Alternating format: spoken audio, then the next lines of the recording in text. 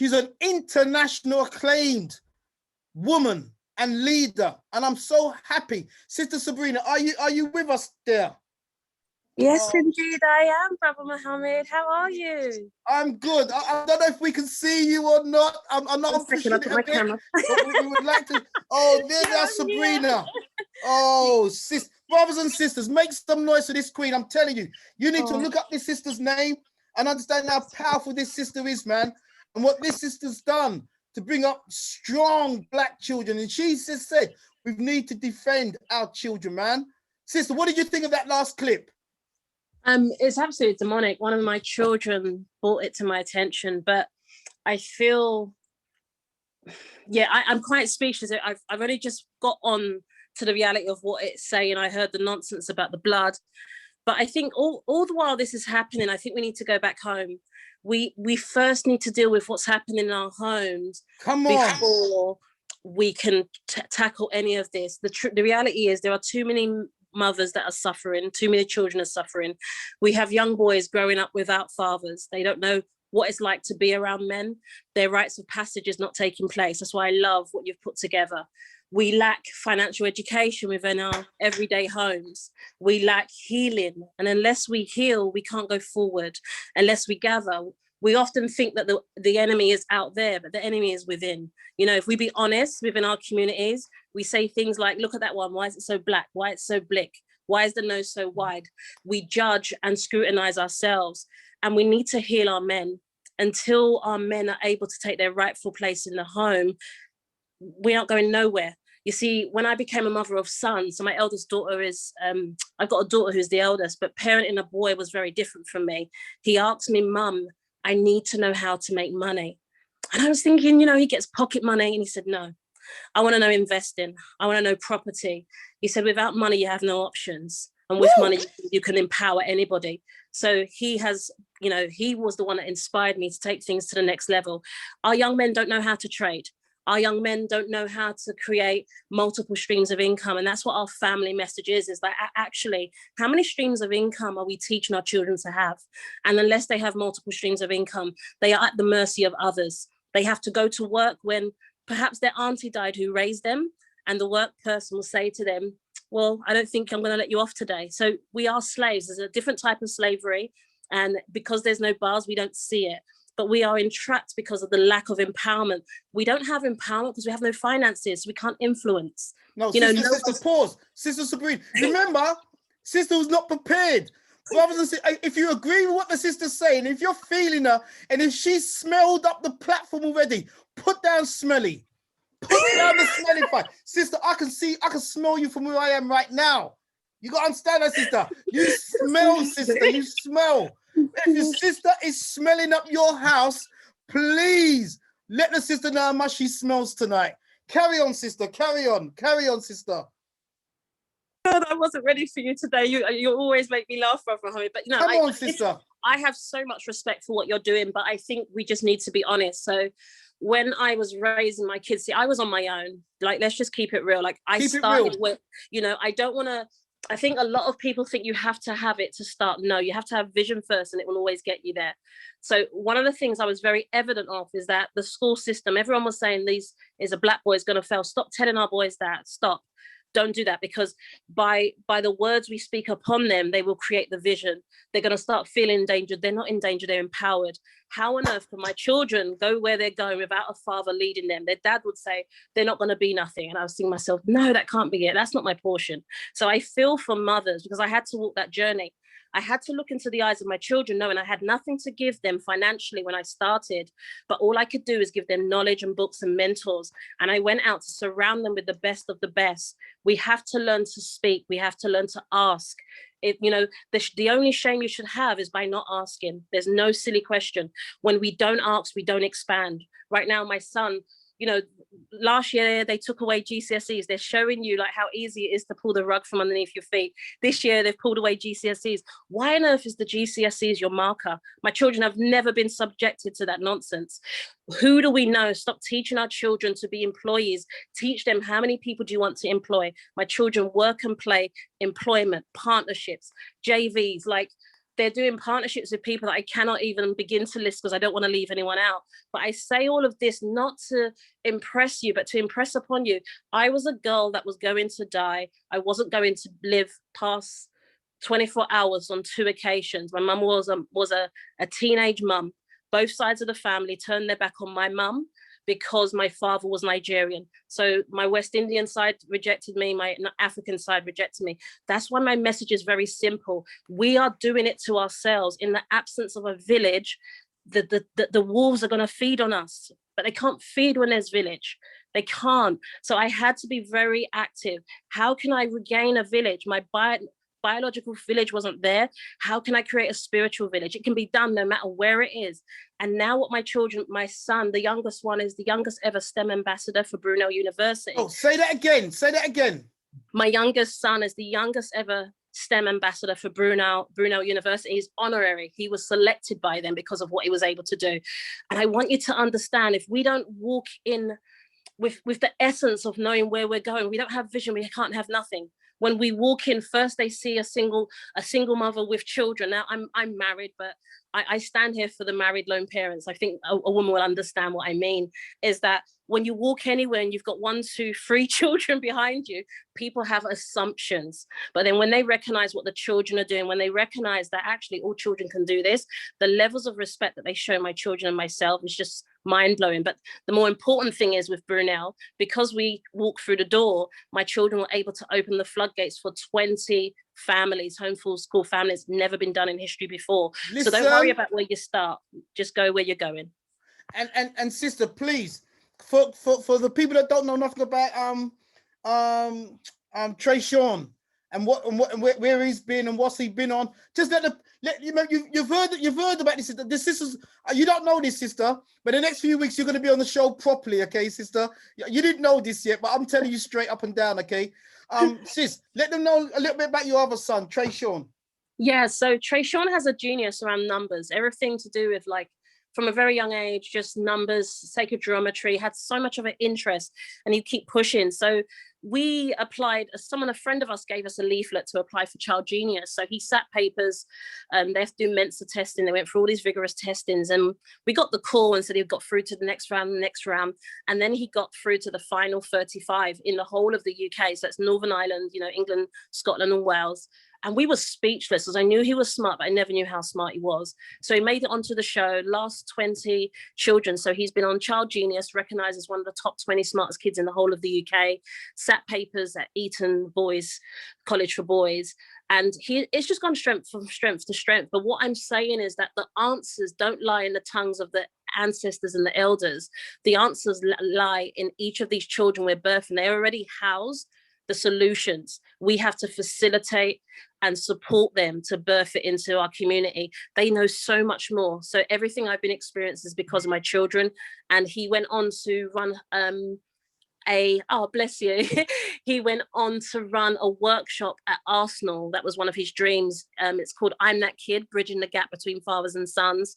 And he created this program just to heal fathers and their sons. And boys were crying, fathers were crying. And I'm looking at my son, he was only 11 or 12 at the time. And I was speechless, because often we feel that it's us elders that have to lead the way. No. What school does he go to, sis? Tell them. Oh, it's Kin Solomon, Cantor Kin Solomon's, where he does his studies, and it's just insane. It really is insane. Plus he was homeschooled at one stage. Yes, no, he's homeschooled now. Yeah, it's been for the last 2 years. Yeah, so I had to take him out of the system. There was a lot going on. So Trey Sean was quite quiet, and he would be bullied by the staff. Watch our children. It's not only bullying that happens through the children, peer to peer, often staff. So we get this mixed message that he was very quiet, top of the class, on their gifted and talented list, you know, always excellent. But then he was disruptive. And I was thinking, wait a minute. And then they will say that he would answer all the questions, but he was disruptive. I'm thinking that the two can't go in the same pot. So it's just very interesting the way things happen. So what I realized is that, again, I didn't have my village, so it took a long time to actually homeschool them. But what I realized is that state schools were never set up to recognize the genius in our community. They were systematically set up for a purpose, and they're doing their purpose.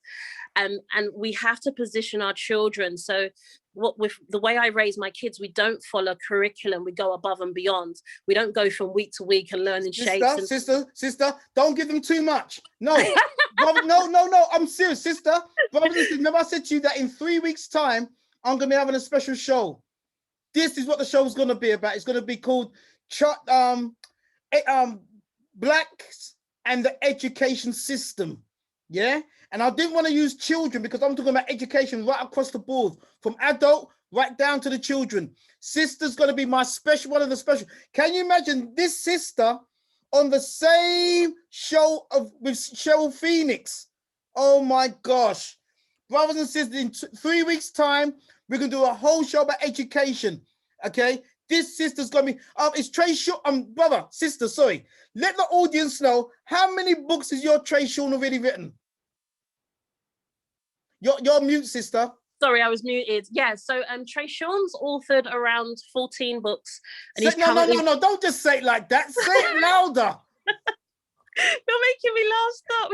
So he's authored around 14 books. He's writing 3 at the moment. But remember, authorship is the most natural, God-given skill for every child. Every child writes stories. Every child draws pictures. It's very natural. So all of them, they're all authors. They've got their own publishing house. He runs trading, financial education masterminds as well. That's his forte. And he just wants to empower and eradicate poverty through the essence of financial education. Brothers and sisters, one comment that came in, Sabrina. Boss One Tone says Bumba. That's all he has to say. And believe it or not, you can't say no more better than Boss One Tone, man. Bumba, cha, Rastafari to the highest degree. Jeez. Is any of your children there? I know this wasn't a part of the show. I know, but is any of your children online right now? Yes, they are. One moment. Is Trey Sean or any of the others, please? Brothers and sisters, remember, we're talking about building a nation. This was a child that the school was saying was disruptive. 2 years home educated, he's written 14 books. Come on, brothers and sisters. We've got to build a nation. Come, miss, you want to say, look, they're all coming. Say yeah. Woo! And my name is Mia. What's your name, brother? Amir. Amir, tell us a little bit about yourself, Amir. Okay. So my name's Reverend Sami, aka Mr. Intelligent. And I've written a book on affirmations called Because I'm Intelligent. What? Part 2, Easy as Pie affirmations. And because I'm intelligent, I become what I affirm. How many books have you written? I've written 5. No. Actually 6 now because I have a chess book called Because I'm Intelligent, I Play Chess. It's not out yet. We need to get out because I'm trying to beat Trey Sean on chess. So, we can take a picture because I've beaten everybody in the house, but just not him. How old are you, King? And I'm 7 years old. Oh no, brothers and sisters. Red Vanessa says she's literally crying at home right now. You've just made one of the beautiful queens burst into tears, young man. What's the name of your brother? What's your brother beside you? I can see your brother beside you. Who are you, King? Hi, Uncle Andrew. Hi. My name is Paolo. Tell us a little bit about yourself, brother. Thank you. So I'm an author of 6 books. What? My latest book is around how to become an author using 7 key principles. The book before that was all about mindset is key, because it is key. Your mindset is like a house. You can either live in it for the rest of your house or for the rest of your life, or you can walk out of it and never step into that mindset again and step into a house that is suitable for you, that can help you grow and sustain you throughout the rest of your life.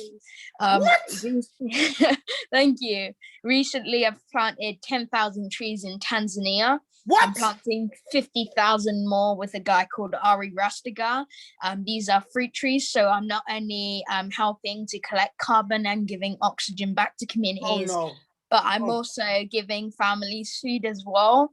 Also, with that as well, we do not own any of the land. We're not taking any of the land. So this is all the land that owned by the chiefs, the people that own it, the farmers, that's all their land. We're not taking anything. We're just giving back to them.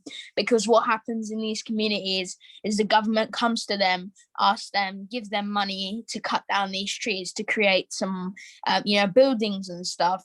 But we want to teach them the purpose of these trees, how they can generate income from the land that they have. Because these people out there, they're just selling off their lands.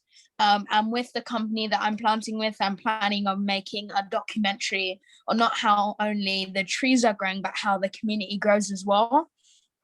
So those are some of the things that I am doing. Oh my God. But also, I'd just like to ask everyone, if you could go ahead and follow me on Instagram, because me and Sean are trying to do a race, because he's currently beating me with 1,000 followers. So it's author Paolo Ben Salmi, author Paolo Ben Salmi on Instagram, because make sure you put it in the chat.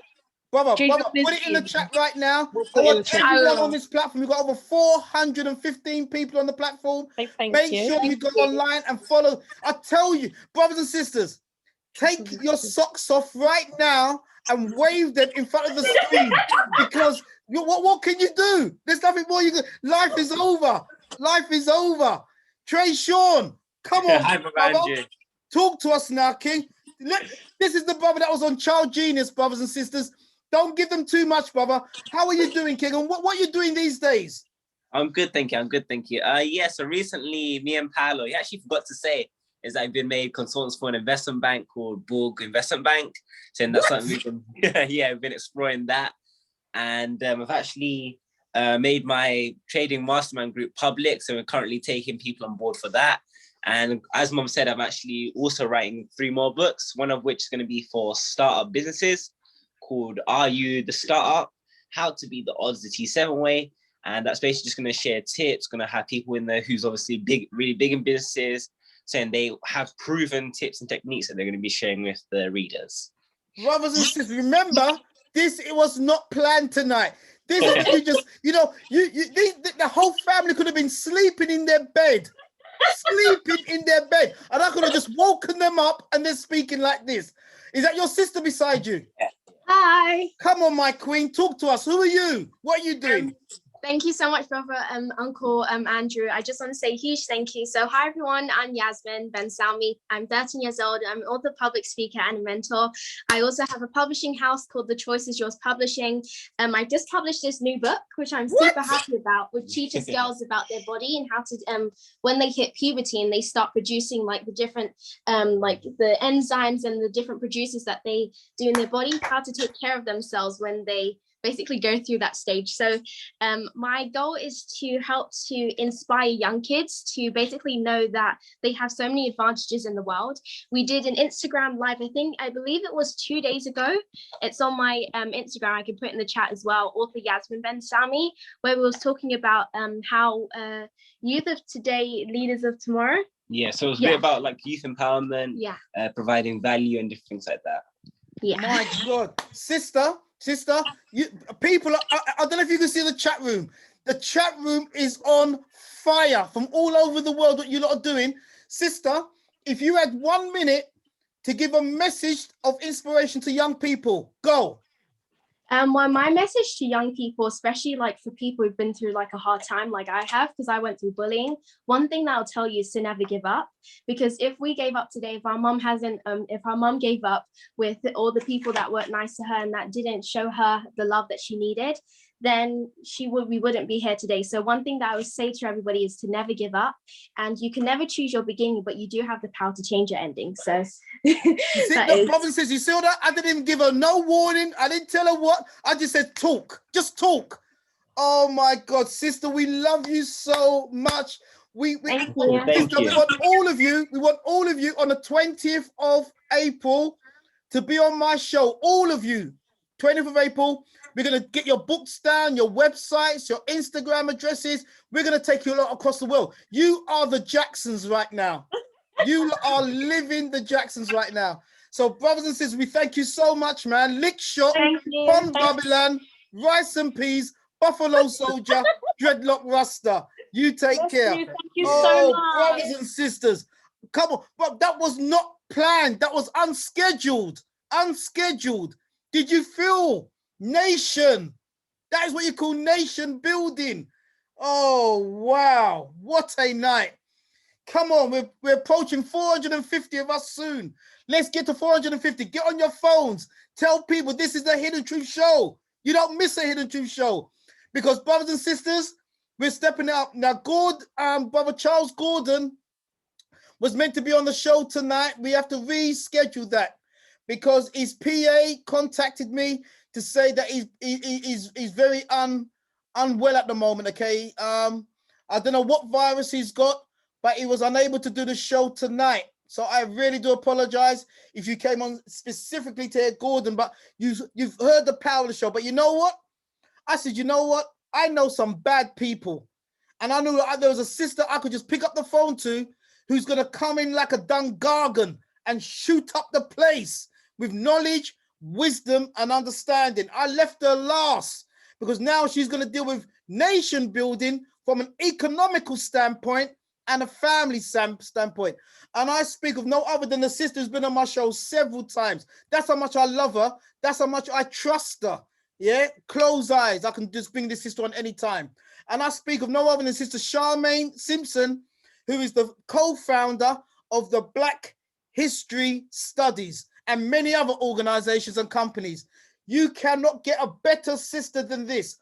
High quality, top quality, doesn't miss a beat when it comes to the liberation and the salvation of our people. Sister Charmaine, my beautiful queen, unmute yourself. How are you, my queen? I'm very well. I am so happy.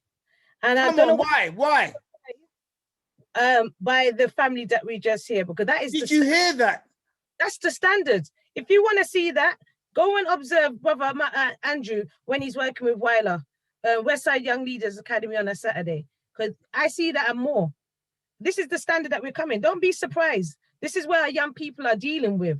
It's just that when we go into the system, they get brought down. Yeah.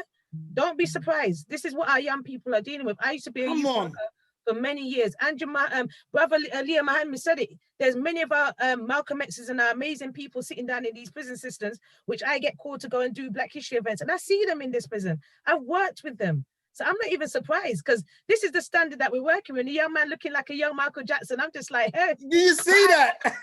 I'm like, listen. Yeah, I know my time is done because this is what our young people are. They are just amazing. So don't be surprised, my family. This is what our young people are doing. It's just that we're not making this viral. Make this viral. Make this family viral. Yeah? Come on, Tell your friends Charmaine. and family about all the work they're doing. Tell Come on, Charmaine. what Weiler's doing. Because our young people are doing this on a regular basis. Yeah, so this is what we have to do. And that's all part of nation building. We've got to be our own cheerleaders. It starts with us. It definitely starts with us. But I'm extra happy. I'm sitting there like, yes, yes. Everything and more. And I can't wait to do my presentation because it's actually touched on so much areas that I've put in my presentation today. But yeah, sister, I'm so happy to see you today. Sister, please take care of the show. I'm going to put it in your hands now, my queen. Yeah. I'm loving your energy. I'm loving the brightness of your face, sister.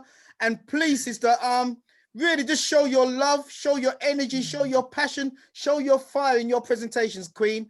We're handing it over to you, sister. It's all yours. Okay, excellent. So I'm going to share my screen and run through a presentation. So welcome, everybody. Greetings. For those who don't know who I am, my name is Charmaine Simpson. Let me share my screen. Oh, Andrew, you got to give me sharing rights. It's not letting me share. Oh, okay. Try again. It should be some shared. Okay, let me share. No. I'm gonna make you a co-host as well. Yeah. Go on. Go now, sis. Okay. Yeah. Yeah, that's working now. Beautiful. Excellent. Sister Charmaine's about to start. Brothers and sisters, come call everyone back into the front room. Sit down and be schooled by this queen now. Go, sister. Right. Welcome, everybody. Welcome, welcome, welcome. So let me just do my little bits here. Yeah, okay, excellent. So thank you, everybody. And before I even start and even say anything, I've got to say a big thank you to Brother Andrew. And this is, and I'm not just saying it as Charmaine, I'm saying it as the Simpson family. We got to say thank you to Andrew Mohammed and all the work that he's been doing over the years. Now, Andrew Mohammed has been very consistent with myself. When we started Black History Studies, we got fight from people in the community for calling ourselves Black instead of African and all kind of nonsense. But Andrew Mohammed has been consistent, supporting us with the work that we do. And I support him and support others like Tony Warner and amazing people that have put up there, that sacrifice their time and their energy to actually come out and teach the people. So we have to give thanks as well. Also want to say a big thank you to Nia Mohammed, because I've already said it to him, but I actually love him.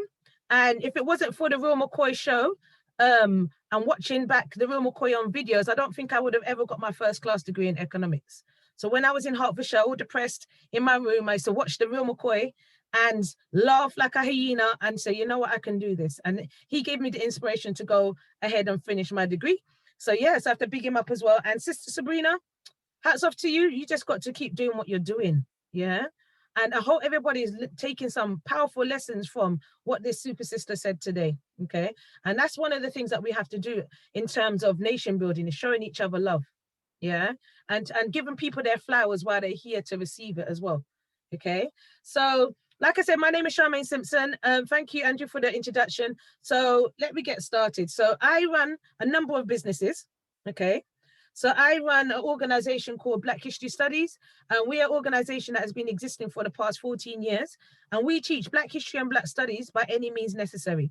So we have been teaching Black history studies throughout the years, and not just in Black History Month throughout the year. So our Black History Month starts in January and ends in December.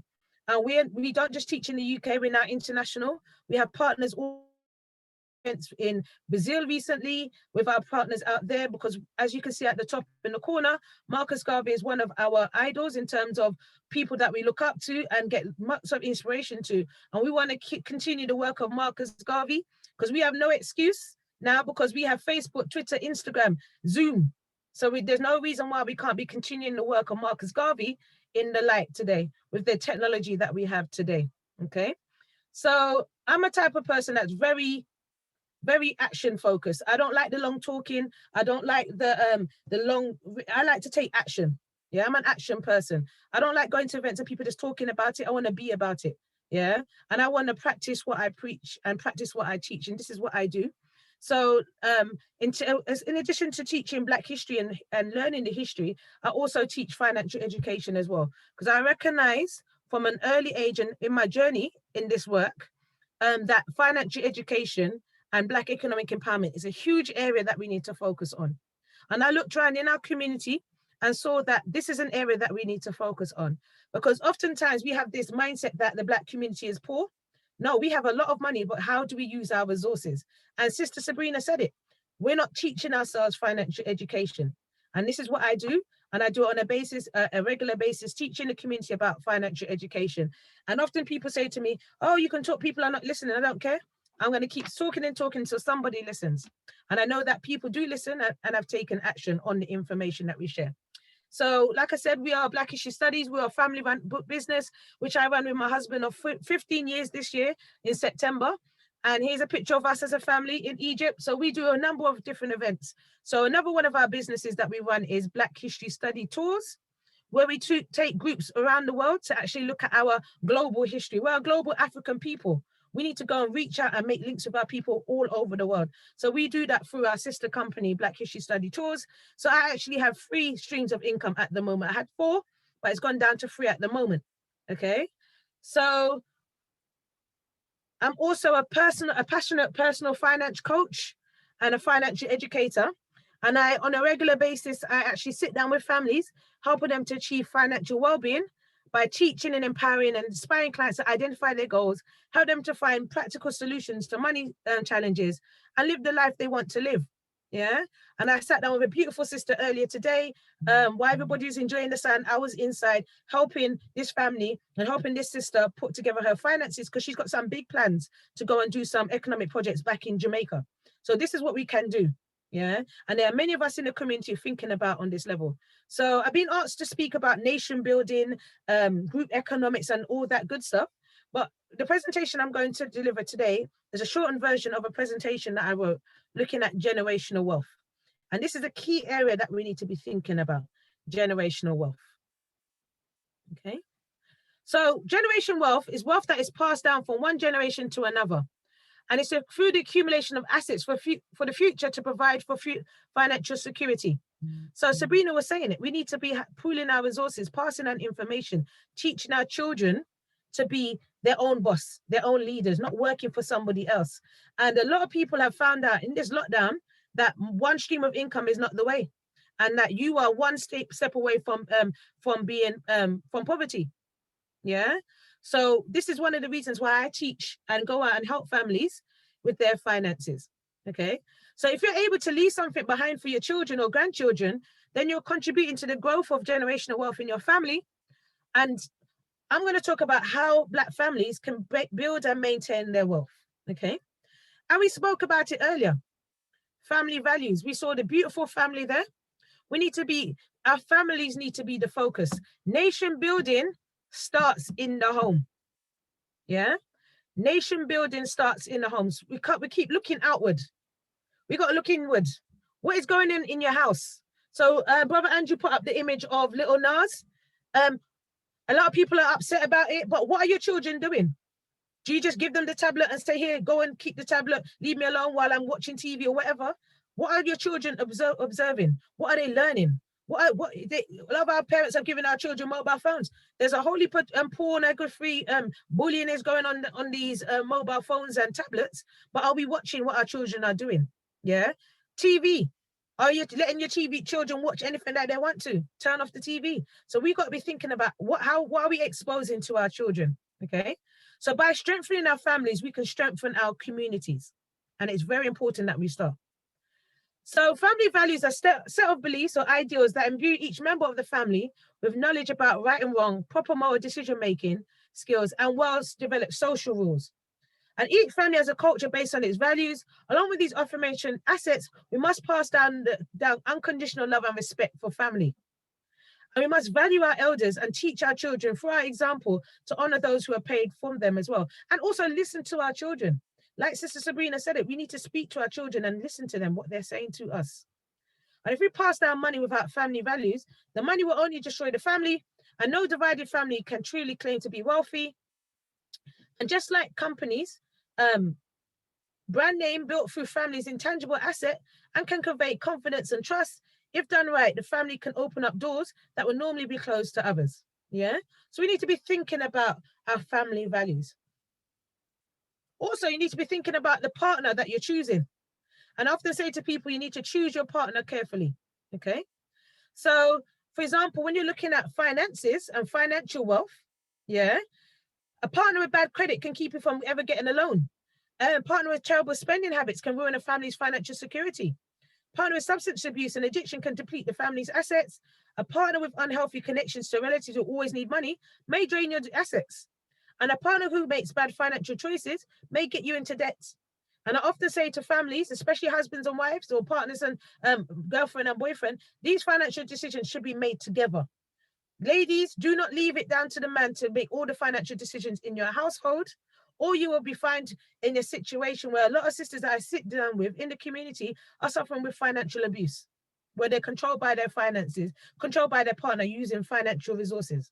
Yeah, we need to be talking about these things. And I am so blessed to be working with people like Sister Space Against Domestic Violence and other organizations to highlight these things and talk about this to provide healing in our community. Just like Sister said, we need to provide healing. Okay. So we also need to build on our historical wealth. Okay. And know thyself. It is so important. Our young sister talked about mindset. Yeah. Our history wealth, it relates to our mindset. We have been told that we are inferior, that we're slaves. We weren't slaves, we're enslaved. Yeah, we're told that we cannot achieve anything, and all the bad information that is being passed on to us, because they know our power. They know our genius. Our children that was speaking earlier is our genius and our power. Yeah, so we shouldn't be surprised, because these are young people that are speaking through us. These are young people that came from us. And because they've got that strong mother there, she's going to produce strong children, because she's encouraging those children to be the best that they can be. Yeah. So it shouldn't be a surprise to us. Yeah. And this is standard. This is going on in our household. But because we don't have our media and we're not shouting about all our amazing people in our community, we don't hear about it. Yeah. So today, listen to these young people, it comes like a shock. No, this is the standard that our young people are dealing with. We need to be cheerleading our young people and letting them know that they're brilliant. Yeah. So they can believe it. So a form of wealth that isn't talked about is our historical wealth. And building historical assets can help bring future generations the life fulfillment and meaning that they desire. And there's a need to study our history to develop self-knowledge and identity through our history. And we must value our contribution to world history, and allowing Black people to understand that their culture is something to be valued and worth celebrating is vital to their self and racial esteem and their sense of identity. So this is one of the reasons why me and my husband, Mark, we said we're not begging or petitioning no UK government to teach our history. We're going to do it our damn self. Now, Mark took Department of Trade and Industry to Employment Tribunal 1 on disability discrimination and invested his compensation that he won from them into developing our organization. Yeah. And this is what we've been doing for the past 14 years, teaching our people by any means necessary. We do not have to be petitioning the government to do this. Yeah, we can do it ourselves. Every Sunday, I am teaching our young people, various different people from our history. And at the moment, we're teaching about Black entrepreneurs to inspire our young people to go to their greatness. They're not getting that in the school system. And if you're waiting for the school system to do that, you'll be waiting a long time. Yeah. Also, your family history. So important. What have your grandparents done? What have your parents done? We must organize an archive and prepare it to be passed down to the next generation. And speak to our elders and record oral history of our family before they take that wisdom to their graves. Make the children sit at their feet and learn. Yeah. Also, the wealth of knowledge found in our family and our family history is essential to our liberation in every generation. Yeah. Our elders have some amazing stories that we must share with our young people. It is so important. Okay. And then also Sankofa. One must return to the past in order to move forward. Okay.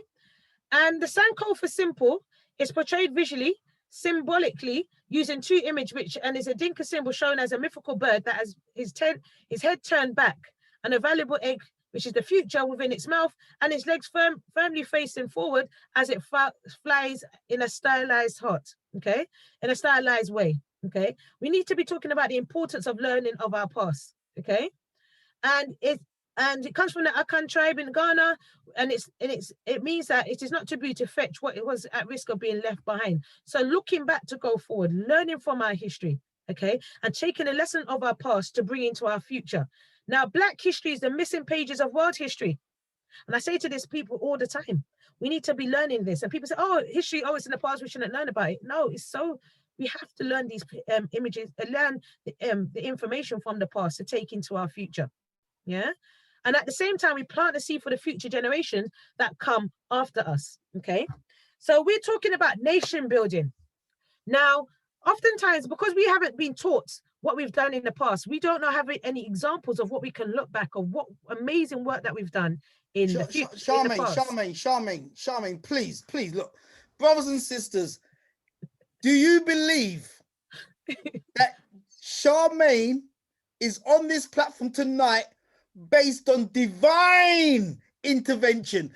Please let the sister, because I'm listening to the sister, I'm saying, look, man, we didn't plan it like this tonight. Yeah. Let the sister know, brothers and sisters, and let me know, just let me know, because I'm listening to my sister, and it's like I'm falling in love again and again and again. It's just, always. It's just, sister, I mean, oh, come on, brothers and sisters. Yeah. Tell the sister how much she smells, please. I mean, one day I looked at a picture of Charmaine and the picture smelled. Just the picture. So please let the sister know how much she smells tonight. Charmaine, I'm sorry, man, but you don't know. You're killing us with truth today. Carry on, Queen. I have to speak truth because we have to, because I ain't here to play. I say to people all the time, I don't do this for fun, because I have 3 daughters that look at me in the morning time and say, Mommy, I'm their role model. I don't want them to turn around and say that anybody outside the household is their role model. I am their role model. I am Santa Claus. I am everybody to them. So this is what we got to do, because they're my why. This is the reason why I get up in the morning to do the work I do. The young people that we heard from earlier, that's the reason why I get up in the morning and commit my time to teaching my family, because I love my people. I unapologetically love my family. I love my community, and nobody don't represent my community more than me.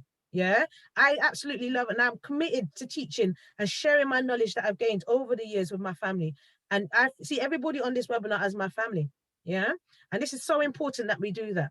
So we got to look at some of the historical examples of cooperative economics that advance the Black community. Okay, so one of them examples, and Sister mentioned it in the chat box earlier, is Black Wall Street.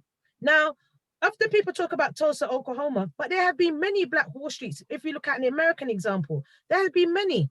Yeah, and this is an example, and I actually did a workshop on Sunday teaching this to young people, an 1.5-hour presentation. Young people absolutely loved it with their parents.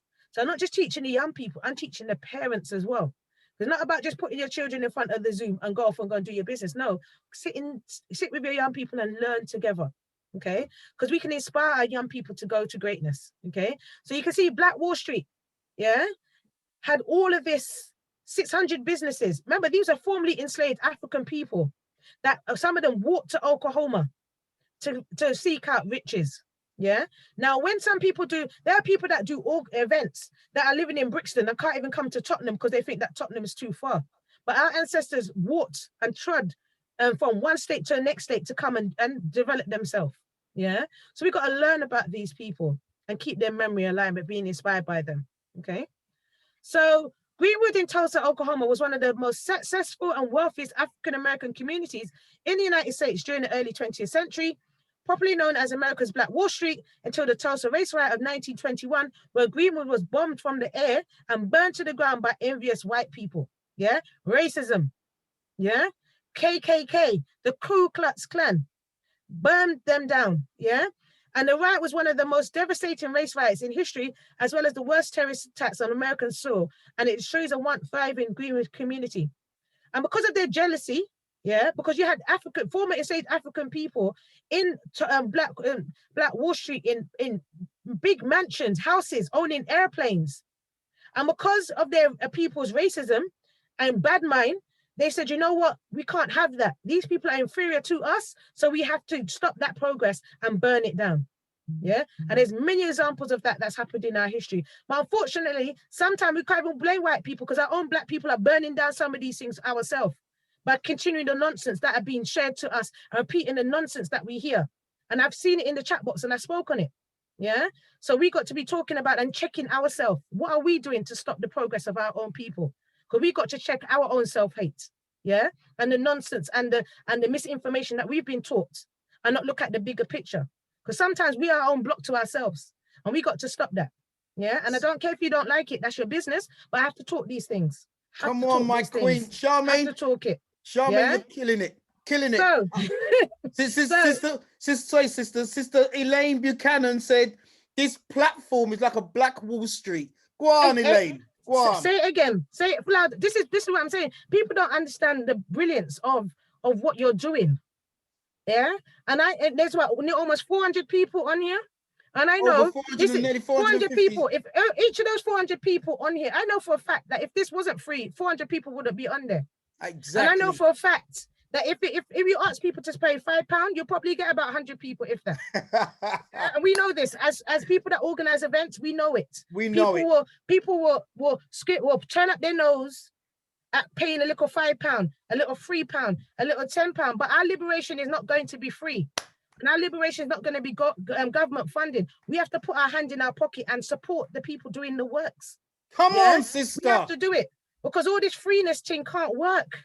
It cannot work. Nation building starts with us. Putting our money into that nation. It starts with us. And I don't care if people vex, they vex little more, but these are things that we have to talk about. We have to talk about these things because we see it all the time. Sister, can I just comment? Sister, can I just comment on that point? Because you know, you touch on some points. Brothers, can you imagine? I don't care if the person's on the platform or not. But we had a brother. I'm not even gonna say no names because you know he's my brother still. But the brother got a company, was on this platform, promoted his business, and the next day, Charmaine, his business was sold out. I mean, the people on this platform bought like it was going out of fashion. The brother made money being on one program. Sister, can you believe it? Few months later, I don't care, the brother may be on the platform. I'm sorry if I'm exposing. I won't say your name. He called me, Andrew, can I come back on your show? I said, well, yes, you know, I know that you done well last time, but you know what? Can you then put some money back into the show so it allows me to keep going on? The brother never came back. He made all the money for that one show. Call me to come back on the show. And when I said, okay, now let's put some money back into the show as well. You're making money, but let us do this work together. Never came back, bro, sister. And that's the mentality. We're so small-minded at times. Yeah, and this is what we have to do. We have to look at that because, like, for example, we did an event on Saturday with a beautiful sister that we're working with in Brazil. Every penny of that ticket sale that we sold for that event is going to Brazil.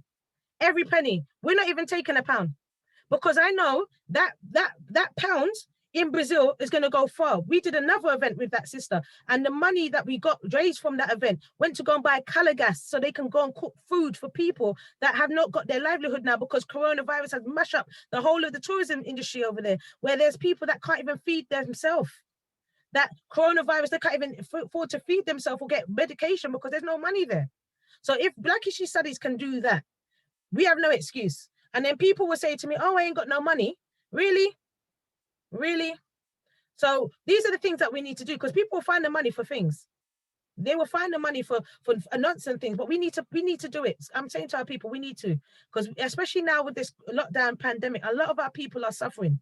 And we're seeing a lot of families broken up because of this financial pressures on them. But this is due to financial pressures down to ignorance because we haven't been taught about having multiple streams of income. And I know there's some brilliant people on this webinar today that have got some amazing skills that could be a business, a side hustle.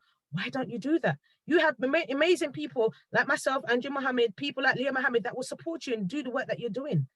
And this is what we have to do. We have to support each other. And I've given my time and energy to countless entrepreneurs and other people that actually do events, that have gone on to do events from Black History Studies. They're like our babies that have gone on to birth new things. And I love that. And I absolutely love that. So this is what we have to do. Now, Black Wall Street, what I'm going to do is play a little video and giving you an example of some of the entrepreneurs, okay, in Black Wall Street, because people, they don't know. They don't know. So let's play this video. Let me know if you can hear it, okay? Look at the business relationship or the economic relationship between North Tulsa, where the African Americans were segregated to, and South Tulsa, which where the white people or European Americans live. In North Tulsa, you have about 600 businesses basically owned by African Americans, and that business district is going to be called Black Wall Street or the Greenwood District. Okay, you have a lot of white people who come in, and white businessmen who will come into North Tulsa to borrow money from the banks. You have a lot of wealthy African Americans. You have some multimillionaires there, and then also a lot of the businesses would depend on the maids and the servants, things like this, who worked for the white people in South Tulsa. Thursday night was known as Maids Night Off. So a lot of the maids would come into North Tulsa, go to the nightclubs and experience the nightlife and spend a lot of money. Contrary to popular belief, everybody in North Tulsa or in the Greenwood district or Black Wall Street, everybody was not wealthy. Most businesses only had a handful of employees, and you had some people who lived there who were poor as well. It's also going to be derisively referred to as by the white community as a little Africa or nigger town also. And segregation actually helped create an economy. Because they were segregated, they couldn't do business outside of their city, their town. It allowed them to create an economy and economic system where the dollar didn't leave. You had an ability of a group of people to take their money and keep their money. They spent the money in their own communities. They built their own businesses. They'd acquired a degree of self-sufficiency that was absolutely remarkable. The dollar literally circulated within a community 36 times. The dollar would take a year before it would actually leave the community. There was no shortage of extraordinary people in Greenwood. And the visionary for Greenwood was O.W. Gurley. Gurley comes onto this 40-acre land and he says, wow, all the possibilities that we can do with this 36-block radius of Black businesses. We see 2 movie theaters, grocery stores, pharmacies, funeral homes. They had around 11 churches. He developed homes, he developed apartment buildings, he developed hotels as well. And he developed these things exclusively for Black people who are escaping Jim Crow in the Deep South to come to Tulsa to buy a home there, to rent from him there, or to stay in his hotel. They end up growing to about 15,000 people in Greenwood. What they created was a metropolis. You had a community of over 10,000 people. You had many Black doctors. You had many Black lawyers, Black professionals, Black millionaires. You even had brothers owning planes. I think 3 or 4 brothers owned planes. You have John B. Stratford. When you think about Stratford, he believed in pooling resources together, collective economics. He built one of the finest hotels in Greenwood. A lot of people went there, important people went there. He made a lot of money. He was one of the wealthiest residents of Greenwood. I would say one of the most prominent people there was Dr. Berry. Dr. Berry was not only an actual doctor, but what he did is he operated a bus company. And this bus company made so much money, it made $500 a day.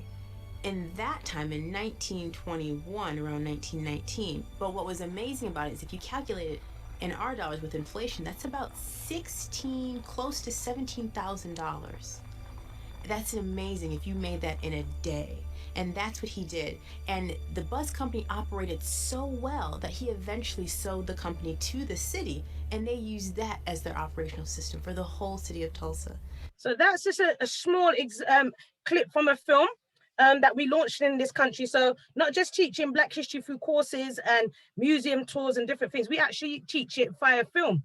So we have our own community cinema where we teach and work with partners such as the Lexi Cinema in Kensal Rise and various other organizations to teach history and teach Black studies via film. So another example that I always speak about in terms of cooperative economics is the Nation of Islam. Now, I was blessed to actually go to Saviour's Day in February of 2020 and actually go and see Nation of Islam at work. So often people will come with their misinformation and all kind of believe what the masses of people have said about the organization. But I actually wanted to go and see it for myself. I'm not Nation of Islam, but I've known Nation of Islam since a young child. My dad has always purchased the Final Call newspaper in Holston from the brilliant Black men I used to see with the bow ties selling the newspapers on the street. And I was thinking, who is these gorgeous Black men in bow ties talking to my dad forever?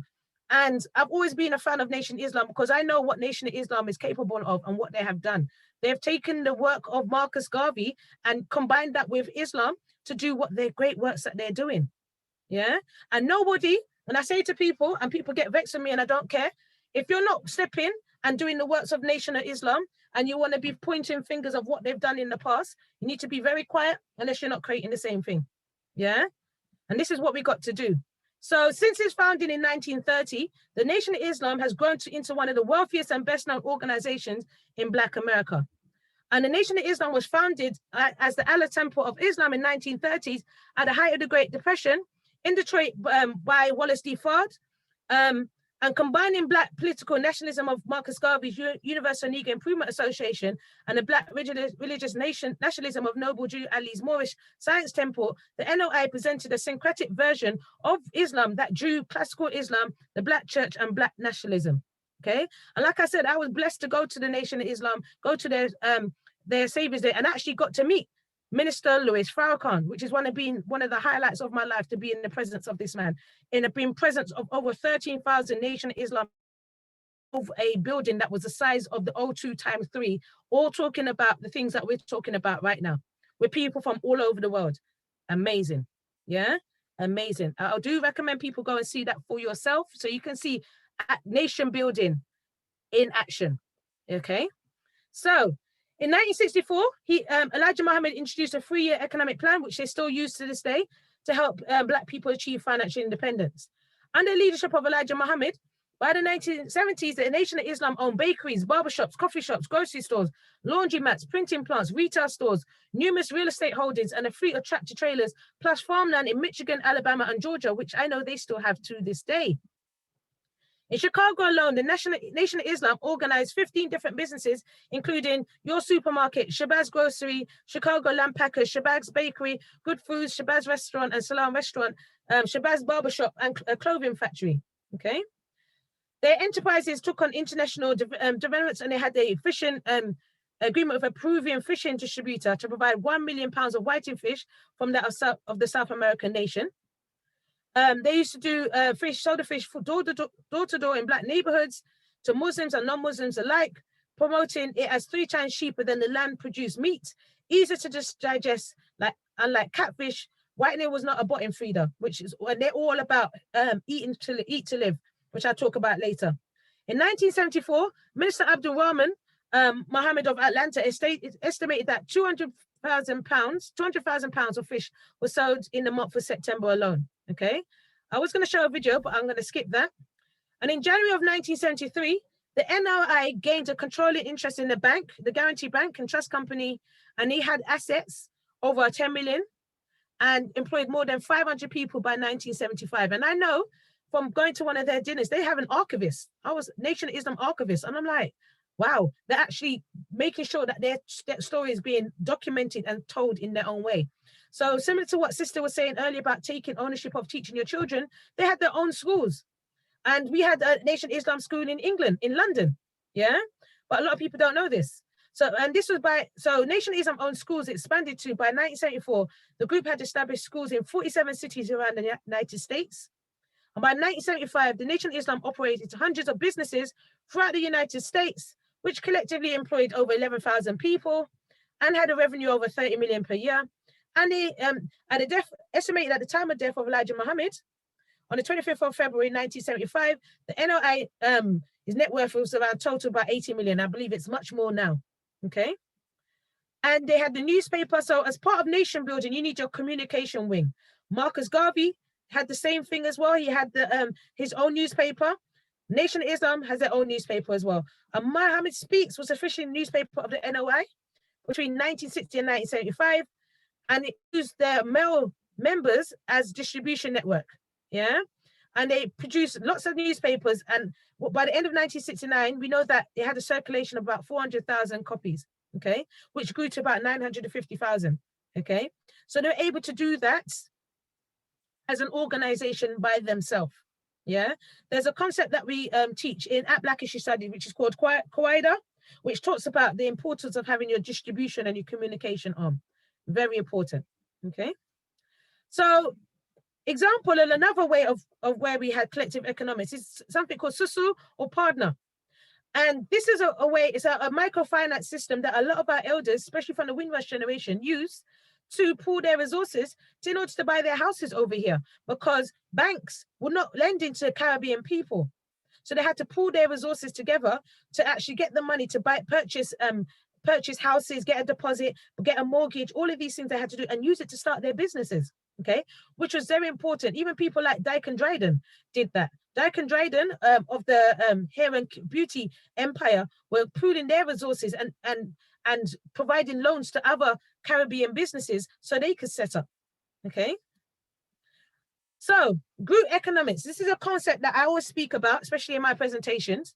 And it could be summarized using the Kwanzaa principle, Ujamaa, where we let us strengthen our resolve to build and maintain our stores, shops, and other businesses and profit from them together. Yeah. And group economics encourages people of African descent to share resources and engage in joint efforts to build and sustain an economic foundation for our families and communities. So we can use things such as cooperatives, credit unions, investment clubs. Sister mentioned it earlier about joint ventures. I love a joint venture. Yeah, working together with other people and pooling resources and skills for the common good. Yeah, and we must explore ways of collaborating and cooperating with different people, not just in London, in England, globally. Yeah, do it globally. Yeah, reach out to our brothers and sisters all over the globe. Yeah, and we have no excuse now because you can have meetings with people via WhatsApp and Zoom to make this work. Okay, and then we also got to speak to the Black consumers. If we expect Black businesses to stay alive and thrive in our community, we still have to stop looking for the hookup and stop repeating the negative things the stereotypes that are associated with Black businesses. Because all of us, including Black Issue Studies and myself, are work in progress. Not everything's going to work on time, but we are working in progress. Okay. And we need to expect to pay for what we get, especially when Black businesses are offering quality products and services and customer service. Yeah. And I know that one of the biggest burdens on Black entrepreneurial growth and profitability is the hookup. Black people expecting other Black people to provide them with free goods and services just because they're Black. We need to stop that. We need to stop it today. And we need to fund and support our own projects. So oftentimes people say, oh, I don't want to see trauma films. I want to see films about love and things. Let's pool our resources together, support and script writers to make these things, and we fund our own projects. Yeah, this is what we have to do. We have to pool our resources together, and we have to start doing that. Okay, so when Brother Andrew Mohammed is saying that we need to support the work that he's doing, support it. Yeah, support the work that he does. Yeah. And like I said, I don't just chat about it, I be about it. So one of the events that we created was the Black Market and Film Festival. And this is like 10 years strong. And this was an event that we did at least 4 times a year to bring Black businesses all under one roof to support them, and also support Black filmmakers as well, and independent filmmakers, to provide them with a platform to show their films. And we have been doing that. So we've worked with over 500 businesses all around the world. We have businesses coming from outside of England into England to come and showcase their events. We've showcased rare films that the cinemas would never put into their cinema, and we have done that. All self-funded. Yeah, we have done that ourselves. Yeah, so if we Black Issue Studies can do this, we can do it. Yeah, no excuse. And we also need to be thinking about generational health. It is so important that we think about these things. Brother Leo Mohammed mentioned it earlier. We need to be thinking about our health. So without health, there's no wealth. And if you're thinking about generational wealth, you need to be thinking about health within your family, mental health. We need to be thinking about all these things because it's very important. We need to be thinking about making sure that we're healthy. Stop eating unhealthy foods and doing unhealthy practice and be around unhealthy people that are bringing us down. We need to be thinking about how we do this. Yeah. So what I suggest to people to do, take a health inventory. Yeah. Me and Mark did that recently, and we started every morning. We're walking around Downhills Park, power walking, because we want to get hit. We want to fight the power. We can't be fighting the power with being ill. Yeah. So we have to be able to be healthy and strong. Yeah. That's why when you look at Leo Mohammed, his skin is glistening because he is healthy. Yeah. Nutrition. Let your food be your medicine and your medicine be your food. We must stop eating the chicken and chips diets that is killing our people. Yeah. We must stop doing that because we're seeing our young people with obesity and weight issues. We need to be thinking about how we nurture ourselves and support our bodies, because we all want to see a healthy, thriving community. But we have our issues, and even things like the coronavirus and the pandemic, we need to keep our immune system strong. So if we was to get coronavirus or any of these viruses out there, yeah, we'll be able to fight it. Okay, we must be able to do these things. So eating more fruits and vegetables, less meat and processed food, limited alcohol, making sure that you keep your mindset strong. Okay. So sleep, very important. Yeah, and this is an area that I struggle on. We must ensure that we get better sleep. Yeah, put down the phone, log off from the social media and go to sleep. Try to go to sleep at the same time every night. And also exercise and good nutrition. If your body's working optimal, you might need less sleep. And it should be, and we must, especially us as Black people, rest. Yeah, it's not a badge of honor to be mash up. Yeah, we need to rest. So some days you might have to sit down in your nightie and your dressing gown and spread out and sleep. Yeah, I have those days. I have them days now. I force myself to do it because you need to have rest. Okay. Also, exercise, very important. Yeah, for your overall health. Moderate, minimum, rigorous activity. Yeah, we need to be doing this daily. Go for a walk. Like today, I make sure I go for a walk. I've got my activity tracker. I've only done about 3,000 steps, which is low for me, but I need to make sure I keep my body moving. Yeah. Even making love, that's a cardiovascular exercise. We must do that too. Yeah. So hydration, drinking enough water. Yeah. We must hydrate ourselves. It's very important. A lot of us are suffering from dehydration. We don't understand that. Yeah. And if you need support in the people in the community that can help you get to optimal health, you've got Sister Leah Salmon. That's amazing in terms of helping you with your health and well-being. Next week, you've got Dr. Sebi's student coming to talk about health and well-being. Make sure you're there. Yeah. With your notepad and pen, making notes. Okay. And if you're like me that don't really like drinking water all the time, when I'm trying to be good, I've got my water here, so I'm doing what I'm preaching. Eat. Have your fruit salads. I'm a fan of fruit salads. I have a fruit salad every morning with different types of fruit, and I just eat. Yeah, eat your water. Okay. Also, stress. Reduce your stress. Now, I'm quite privileged because I don't work for nobody. I work for myself. And when you're working for people, they just stress you out. You've got your children going to school, stressing themselves out until they're almost committing suicide. I sit down with Sister Cheryl Phoenix, and she tells me all the stories. I've actually had to go into schools and bad up teachers because they're trying to victimize my little brother. So I know that stress is a killer of our people. And we must look at ways of de-stressing ourselves. So comedy, laughing, having jokes. That's why I actually pick up and thank God for the real McCoy, because laughing and that humor reduced the amount of stress when I was struggling at university to study for my degree, being very isolated by myself, away from my family. I was able to watch those movies, laugh and joke, and think, you know, I can do this. And that motivated me to get my degree. And I was the first one out of my family to get a first-class degree in economics. Yeah. And I'm quite proud of that because I know the journey that I had to go through to get that degree, and it's not easy. Yeah. And I had to self-fund myself through that as well. So reduce your stress symptoms. Also, Sister mentioned it earlier, generational trauma and abuse. This is something that we need to tackle, because I sit down with families on a regular basis who are dealing with generational trauma and it's not being addressed. Okay. We need to be able to heal our brothers and sisters. Yeah. Support our brothers and sisters and heal them. So if there's people that are doing a magic work in our community of healing, we need to support them. Yeah. I know Sister June Allen is doing a lot of that work as well, and other psychologists out there doing that work. We need to support sisters going through this as well. Okay. And we are the generation that has been chosen to face and deal with all the things our ancestors had not the opportunity or volition to do. We have been given the task of healing generational trauma and helping restore balance on earth. It is both an inner and outer battle and can be best won through support and unity. And this being so, our highest priority must be love. Loving actions, loving words, loving reminders, loving vibrations, solutions that are deeply grounded in love. Yeah. Everybody knows I always say that Andrew Mohammed's my second husband because I love him to bits. I love the work that he's doing. He can phone me up and I was like, I had something else today. I said, that's going to get moved. Andrew is calling me. I am there. Yeah. That's the amount of love that I have for Andrew Mohammed. My husband knows when I pick up the phone, he's like, oh, that's Andrew Mohammed. Because he knows. Because my eyes light up everything. I got enough love for the work that he's been doing because he's genuine. He's the real deal. Yeah. He's the GOAT. So this is what we got to do. Support the people out there that are doing the works. Okay. Then we got to build generational wealth. Yeah. So we got to be thinking about how can we generate wealth in our community or use our wealth that we have in our community for the future. Yeah.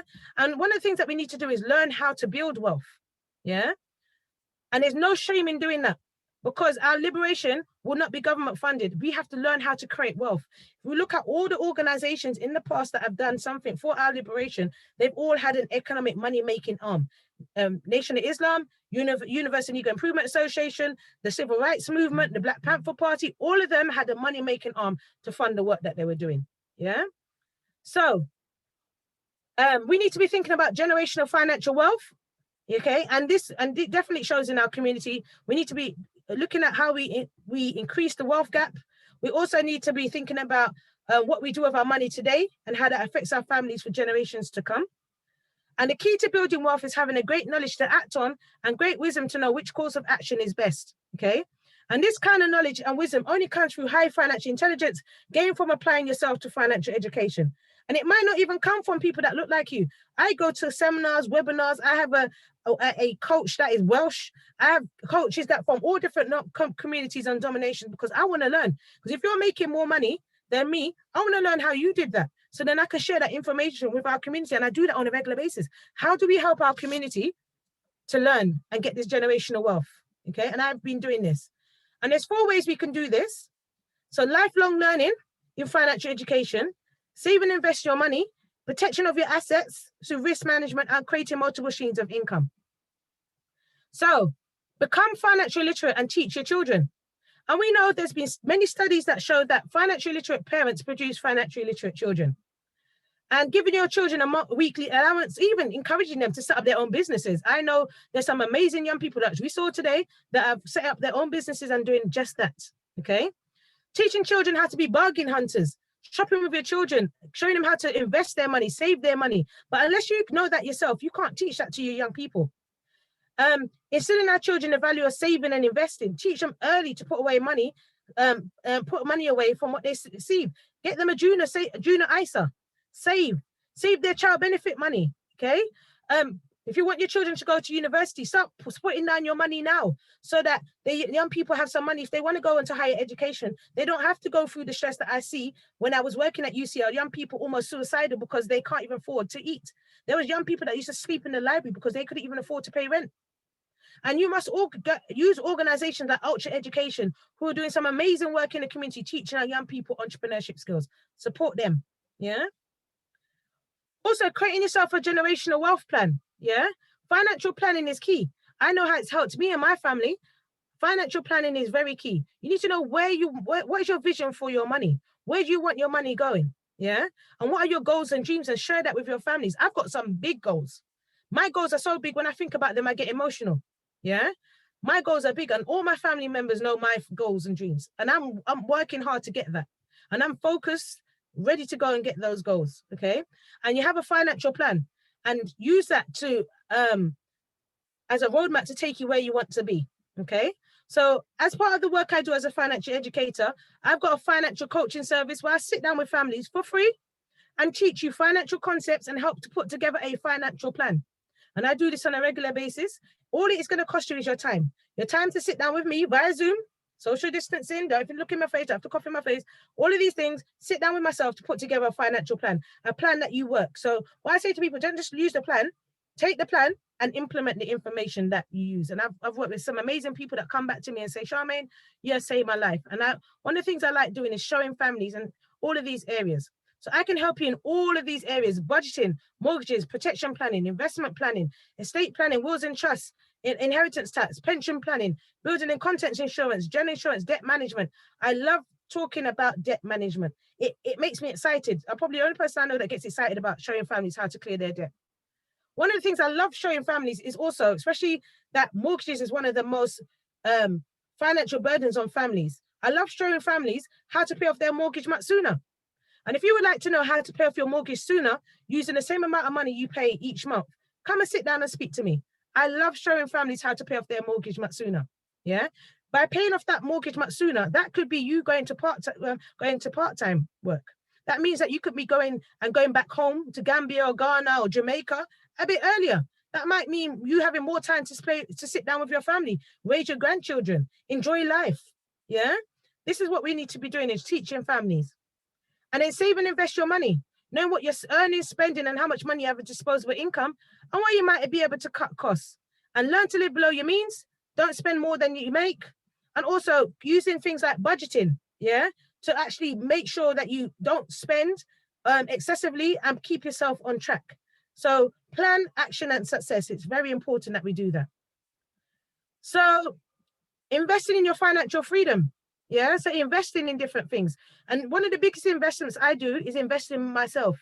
Yeah, investing to be better than I am. My personal development and growing each day. Yeah, I don't want to be the same as I was when I was 30 years old to when I get to 40 years old. I want to see progression and changes and growth in my life.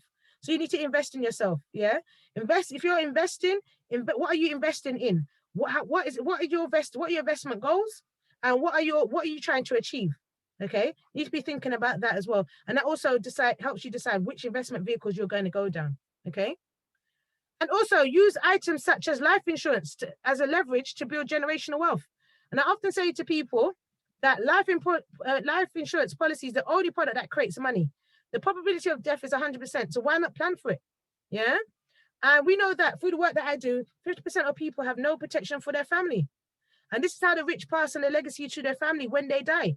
Yeah, so simple, taking out a life insurance policy and leaving a legacy to your family so your family can have money. Don't think all these European people out there had lots of money when they pass, they're passing on, is because granddad or grandma has left like £500,000 in their legacy and passed that on to their family and taught their family financial education. So they're able to flip that £500,000 to a couple of £1 million. Perfect example of that is Master P. He did that. £100,000 left in a insurance fund and policy from his grandfather who passed away in an accident at work. Master P was able to use that £100,000 and flip it into millions. Master P, research him and see what he owns and do the generational wealth that he's having for his family in America. Amazing. There are life insurance policies that cover your funeral expenses so you don't have to go into debt. So we need to stop the GoFundMe funerals, and I don't care if people get vexed. I don't care. If you're a grown-ass person and you're waiting for your family to pay for your own funeral, no. Take out a funeral plan, take out life insurance so it covers your funeral. Because I've seen so many people that have to go into bankruptcy because a loved one has died and there's no money to pay for their loved one to go into to bury them. And the average cost of a funeral, a burial nowadays is about 10 grand. How much of us have £10,000 sitting in a bank account waiting for a loved one to pass away? We don't have it. Yeah, my uncle passed away and they wanted, and his funeral cost £12,000. They wanted £8,000 in the account before they did anything. And when people are saying, "Oh yeah, I got life insurance," when was the last time you checked it? Because I sit down with people that say, "Yeah, I got life insurance, I got this and I got that." When I actually go for it, they haven't got what they need. So always review it each year. Yeah, and if you're unable to get life insurance, make sure you put down some money aside ready for that. I know when I pass away, I want big bashment. I want bouncy castle. I want big sound system, party and everything. So I've got at least 20 grand set down for my funeral for that. Because I know it's going to be a big affair. Yeah, I want it like an 80s wedding. Children running up and down, sliding. Yeah, sliding on the floor. I want everybody skanking in the corner. Big party bashment. I want like a whole park taken over. That's what I want for my funeral. Because I don't want people vexed. I want people to celebrate my life and my madness and all the joy that I brought to them. So I want a big party. Yeah, jerk chicken. Everybody got a bottle of drink. Everybody nice. Planting fountain, all of that. I want that. That's what I want for me. So people can say, you know what, Charmaine lived a good life. Yeah. And that funeral was the funeral of the century. So I want that as well. So people celebrate. And I don't want my family to go going into debt, scrimping and saving and arguing over dead left and all that nonsense. No, I don't want that. So you have to put things in place. And I often say to people, if you were to die today, where would your family get the money to cover your funeral expenses? Because if you don't have it, they have something called public assistance burial, where you and 6 other people are being buried in the same hole. And I know a lot of our black people ain't doing that. No, but we don't even want people to put your hand in your head. So why are you going to be buried with 7 other people? We're not about that. We know we got that barber and a hairdresser that we have tonight. Move with them. Come on now. You see? That's what happens when I'm on my monthlies. I just get fired. Yeah. So we have to start doing these things. Yeah. We have to start talking about these things. And I talk about this to our community all the time. We have to start doing these things. And even when you get your life insurance policy, put into a life insurance trust. Because I know I ain't giving this government no more money to go and bum our brothers and sisters around the world. Yeah. Put your money into a trust so you reduce the inheritance tax. Because a lot of our brothers and sisters especially our elders, build up all the wealth and they want to leave the house to their families. And then they haven't thought about inheritance tax. And then when they pass away now, their family has to have this 40% inheritance tax bill and the government want it paid in full. So your inheritance tax could be 250,000. The government don't want it in 2 installments. They want it in full. Now you have to go and sell those assets now. Now those assets are being sold out of the family. These are things that we need to be talking about. This is why these are not known to us in our community, because they deliberately don't put this information in our community, because we're the ones that are paying inheritance tax. We're the ones that have to sell grandma's house. Yeah, we're the ones that we had loads of houses in Brixton. Now you can't even see us in Brixton. We're like illegal alien in there because we had to sell all those houses now. Some of these houses that our elders had in Ladbroke Grove and Harlesden are about worth £500,000, £1 million plus. But now we had to sell them because of the inheritance tax. We need to be thinking about these things. And all the money goes into trust and distributed according to the insurance that you put in place in terms of your will and trust. Put families. I stress the importance of getting wills and trusts. And I see too many families, when the head of the family passes away, then everybody turn green eye and start fighting over dead left, and it just splits the families. Yeah, I've seen it too many times. I've gone to funerals where people are fighting at graveside over money, over what people. No, we have to stop that. Yeah, because these are things we need to put in place. Yeah, put it in place from while you're alive. Okay, and if you need help with that, teaching tonight. Listen, I ain't never come to play. My God. I think I'm getting to the elder stage where I'm business now.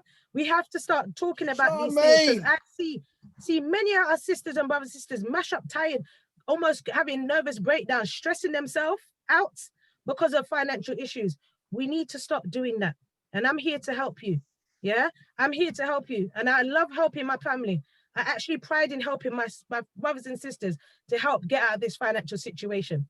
Because like me, I want to have that piece of land back home and go sit down in the sun and eat some breadfruit and fried plantain and eat some good food, some palm wine and relax and chill. So they have to be going on a rat race with people that don't like you, that will replace you in a second.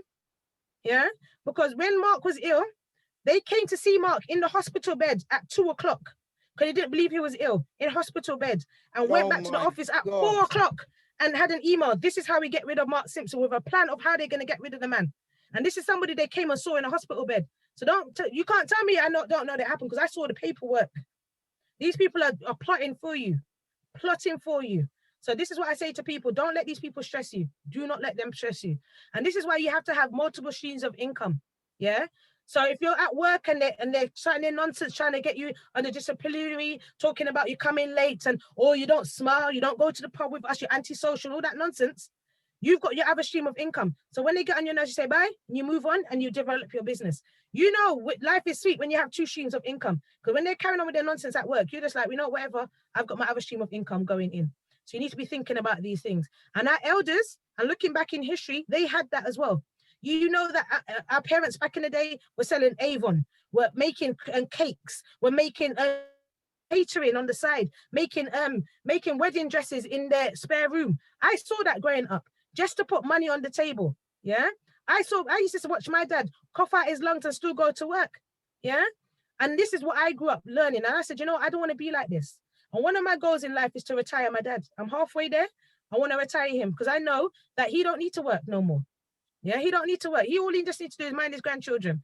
That's all he needs to do. So one of my goals in life is to retire them. Yeah, so they can sit down. I'm in a position now. My mom's not well at the moment. I'm able to fund and give some contributions to her, so she's not worrying about her bills. Because I put myself in that position when everybody was like, "Oh, why are you working so hard? Why are you doing this?" Because this is what I'm doing it for. I'm doing it for my family, so I can support my family. Okay, and if I make a £20, best know that £20 ain't going to me. That's been split 4 ways.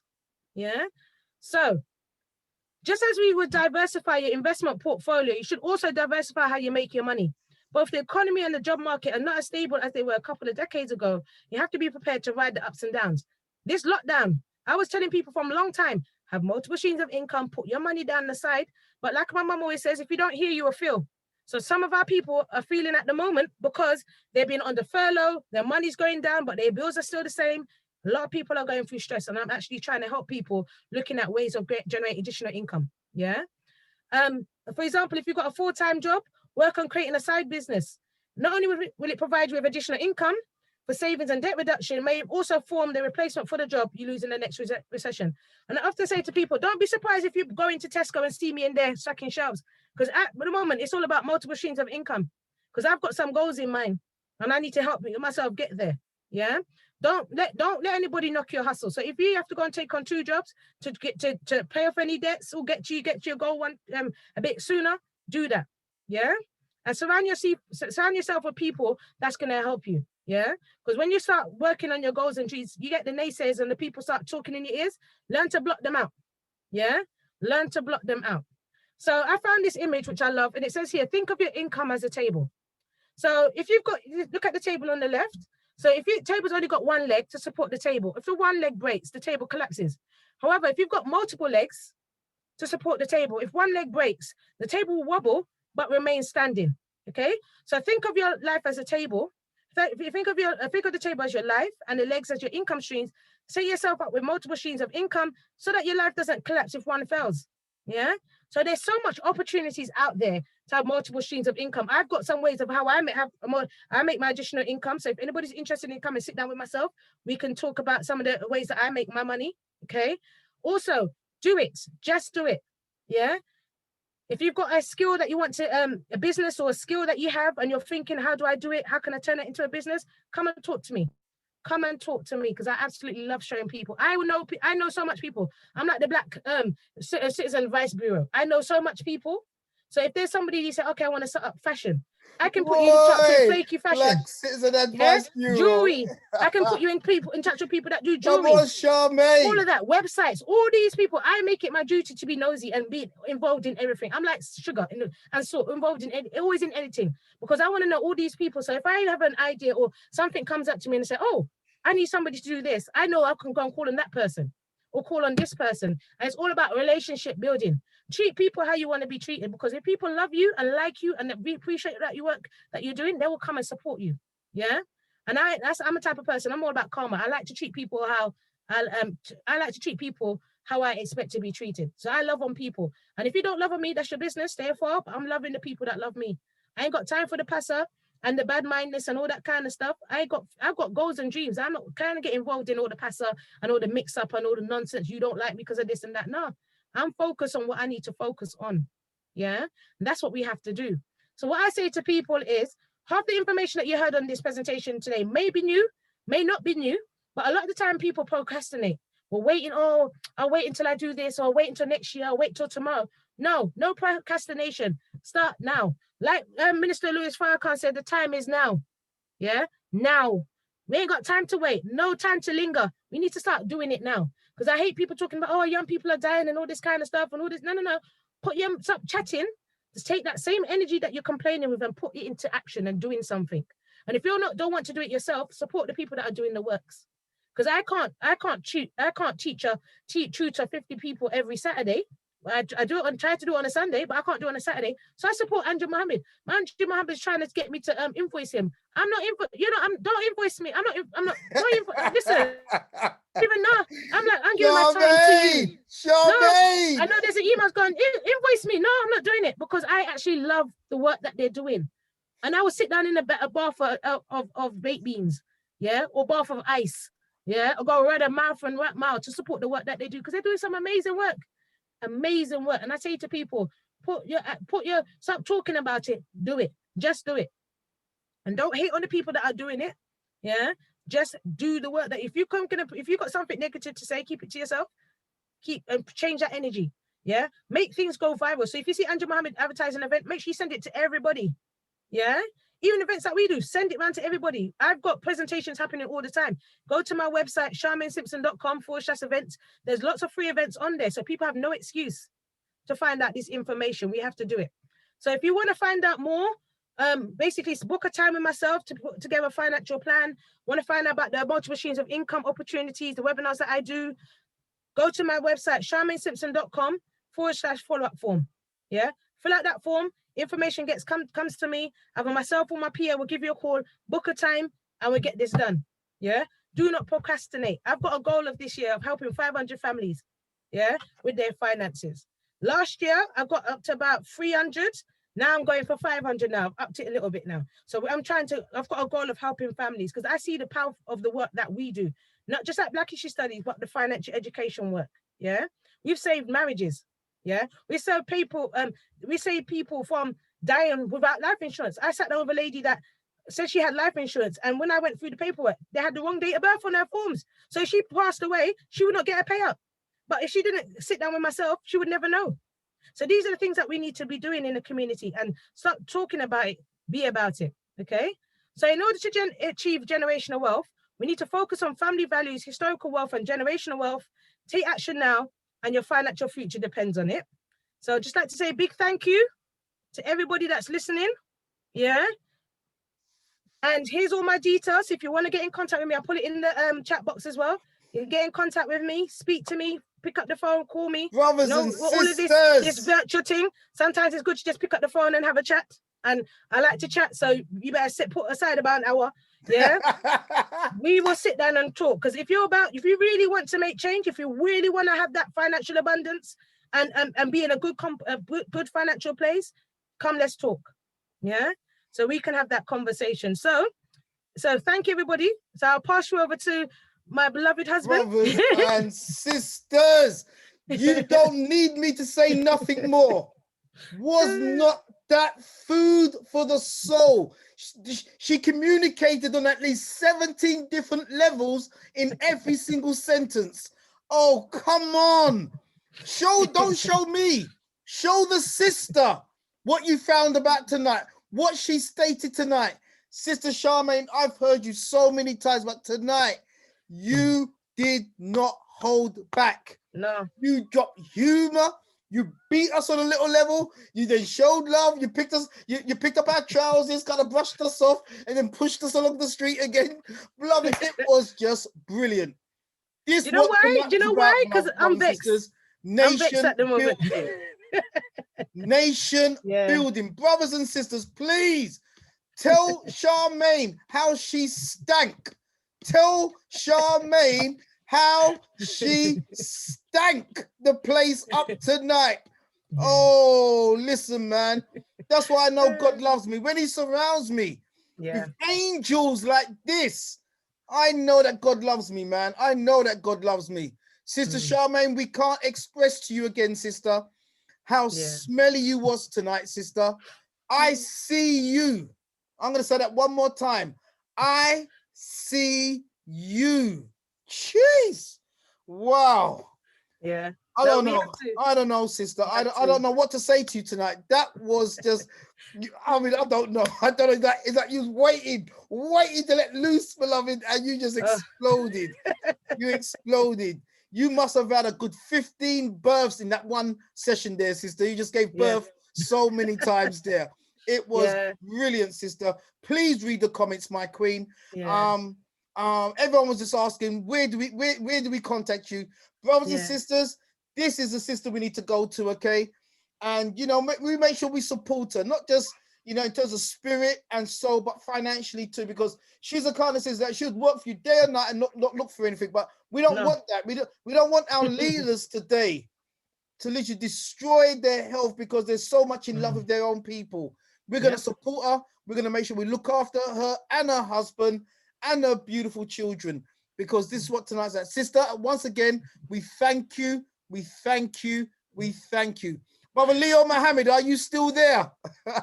Leo Mohammed, are you still there? You two have literally destroyed. Brother Leo Mohammed, man, you laid the foundation. I think the sister came up after you and again just came. Brother Leo, what would you like to say as your closing message to the brothers and sisters today? Because we still got over 400 plus people on the platform after that. You two gave us the building of a nation tonight. And I will say to brothers and sisters, copies of tonight's show will be online by tomorrow and be sent out. So Brother Leo, what would you like to say in your closing message, sir? Yeah, just to say, wonderful to see my sister Charmaine. Thank you. We've had the privilege of working together in the past. We did the gentrification. The Lost Theatre.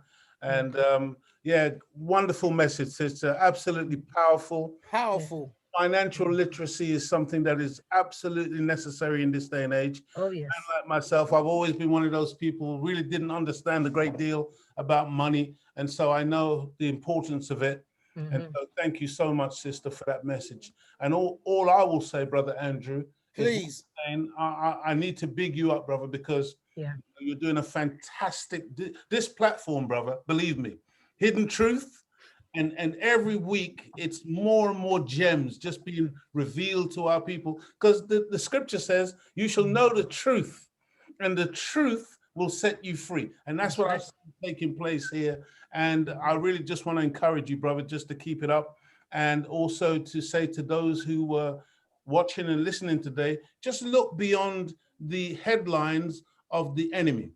Because the Honorable Minister Louis Farrakhan said, if a man won't treat you right, what makes you think that same man will teach you right?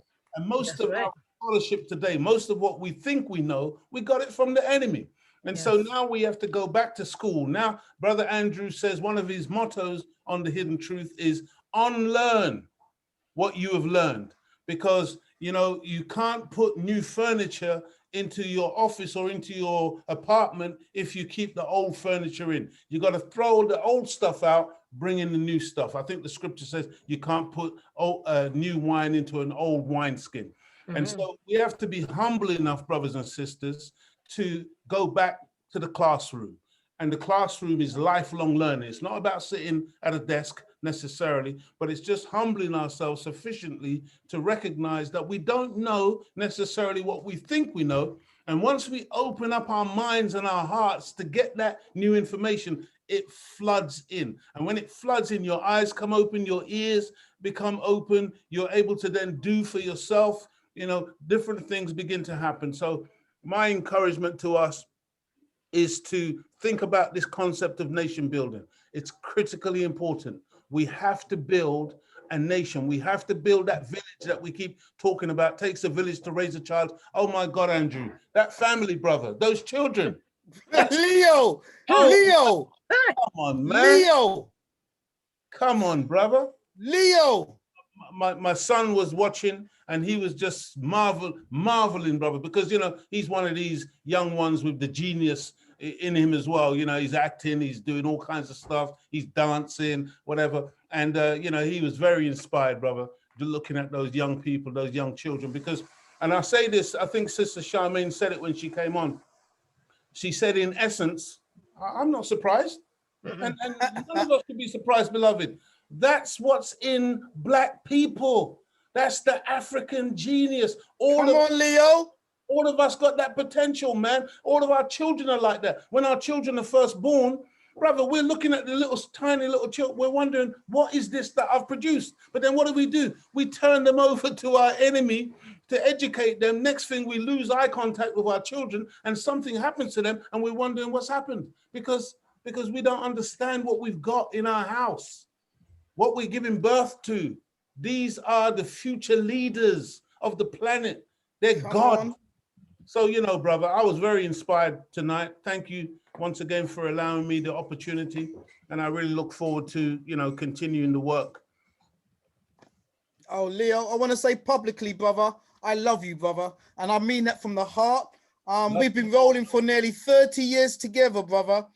And, you know, to keep a friendship and a brotherhood for 30 years on a path like this. Yes, sir. I'm telling you, Leo, man. I just want to say that every time I listen to you, brother, my heart goes in, brother. So I thank you so much for being with us tonight. And yeah, we'll be touching base really soon, big brother. Big up, okay, brother, on behalf of the whole of the community, brother, because you've been of service. You and your family have been of service to us unselfishly, beloved. Unselfishly. Charmaine, please, sister, in 1 minute, give us the last marching order, sister, because you just ripped up tonight. What's the last marching? What is it that you want to leave us with?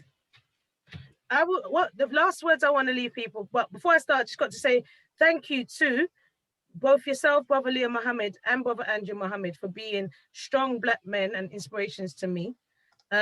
We need to give you the love and the flowers while you're here. So for me and my family to say big up and thank you for all the contributions that you've made. Also, closing word for my friends and family that are on here, just take action, family. We need to start taking action now, yeah?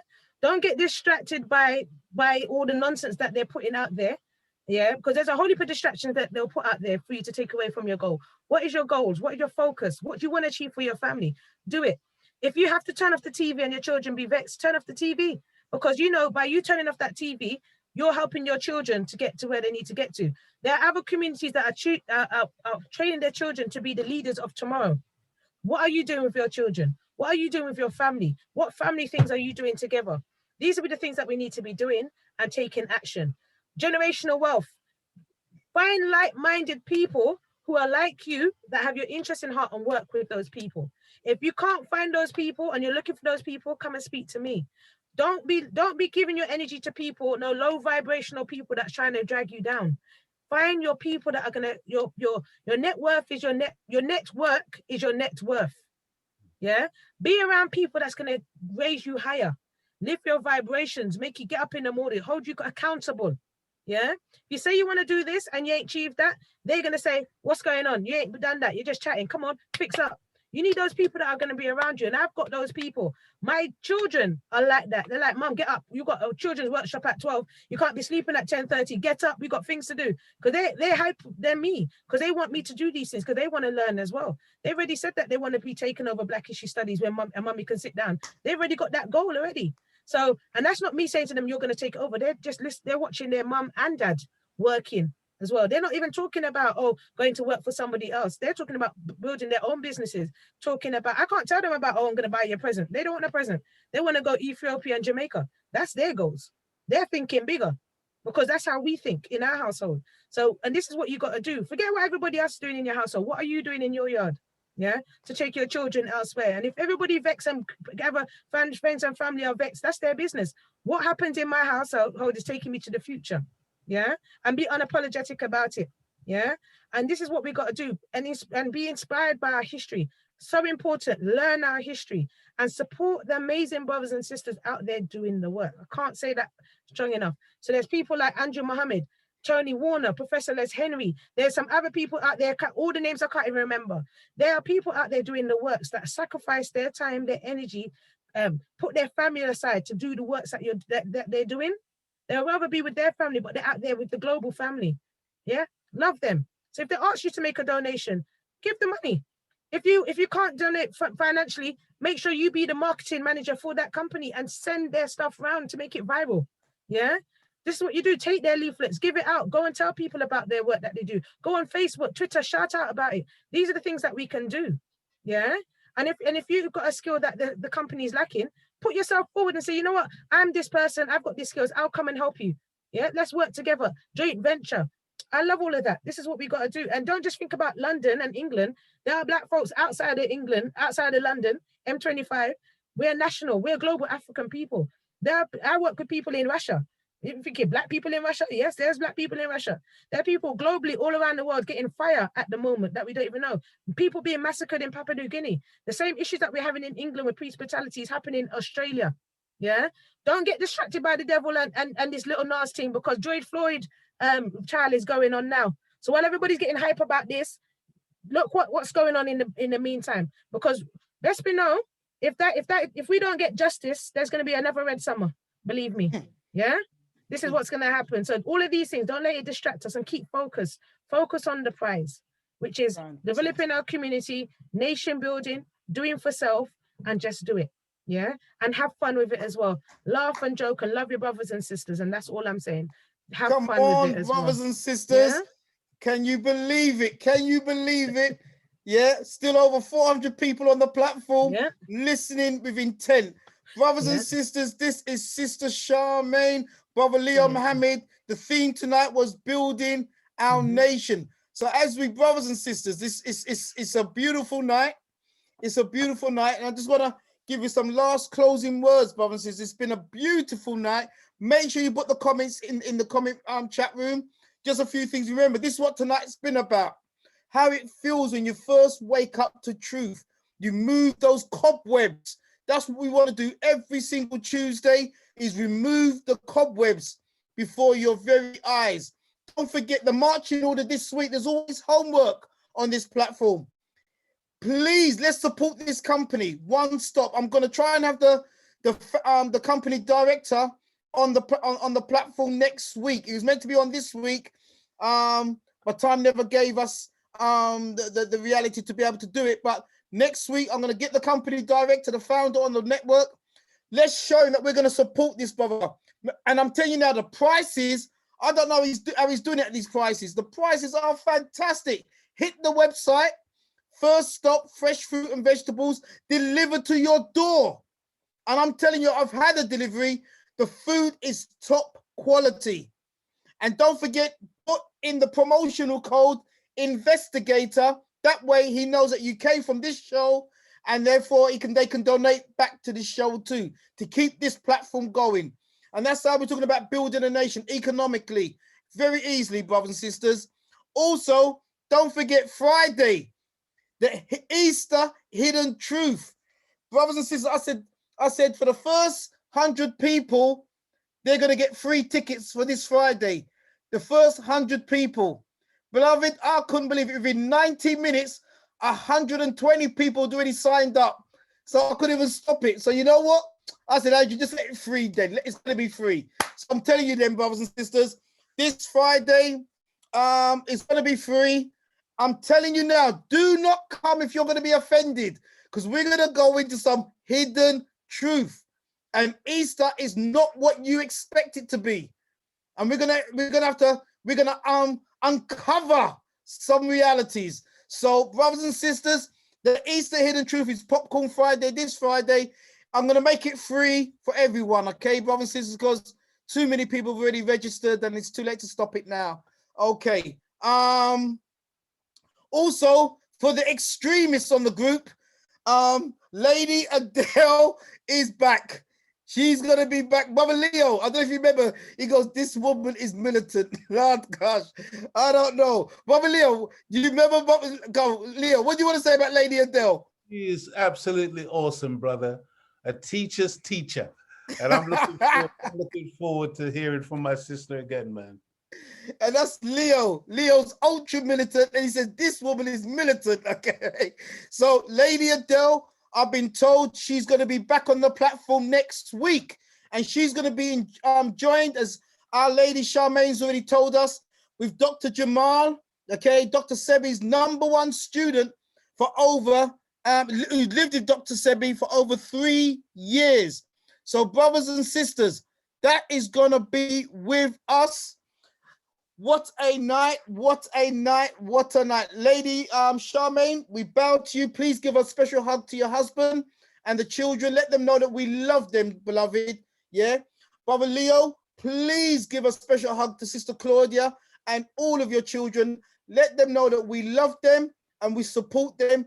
And I'm going to be playing the advert again for her hair products. And brothers and sisters, this is the Hidden Truth platform. I look forward to seeing you on Friday with us. And so I'll greet you in the greet. Oh, I want to say, Sister Charmaine, before everyone goes, as soon as you said that your family want to go, or your children want to go to Ethiopia, Jamaica, we are Jamaican brothers and sisters. Just type down, when you get to the airport, we're going to be picking you up.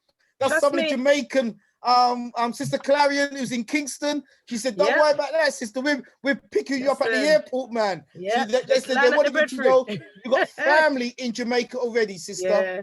So it's all love. So, brothers and sisters, thank you. I thank you so much for this beautiful support tonight. Remember, support Hidden Truth, support your own